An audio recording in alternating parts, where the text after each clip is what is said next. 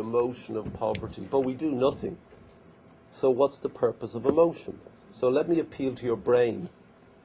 Let me appeal to your pocket. When you ask people before an election how they vote, they always say, oh, yes, let's have more taxes, so that when they vote, you don't vote with your heart, you vote with your pocket. And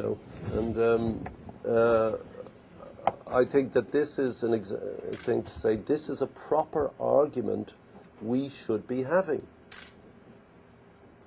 The reason for the economic crisis is because we excluded half of the world. One of the reasons we excluded. The system was asymmetric. And one way we can reboot the economy, we can grow again, is by exports, and that's true. Also, the problem is of the European demographic. We are getting very old. We cannot afford our social systems. A few workers will pay for a lot of old people, my generation. So we will need immigration.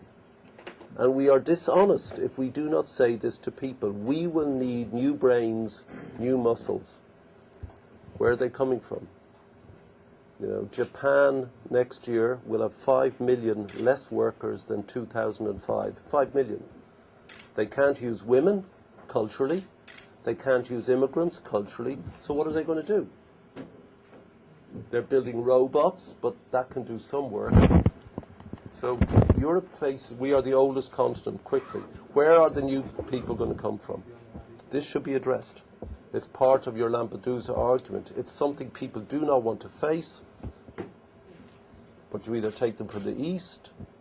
Even then, Eastern Europe is collapsing. Russia is collapsing demographically. These are serious arguments about this moment now. We don't have a piece about this, no? We have our correspondent in Brussels who did an inquiry about how much Europe gave to Africa in infrastructure, and how is the goal, the next goal is to invest in infrastructure in Africa. It's a very... But that's government investment. What about private investment? Yeah, sure. It's a political investment, because there is an involvement of the government, sure. And I mean, it's a very valid thing because there is no infrastructure. But the great story of Africa is that they are creating virtual infrastructure. They're created with the mobile phone. So, you get this massive migration. 62% of Africa is rural. But that figure exactly reverses in 20 years. So there's a mass migration to the cities, which are crowded, but the kids buy a phone and they send it to their parents.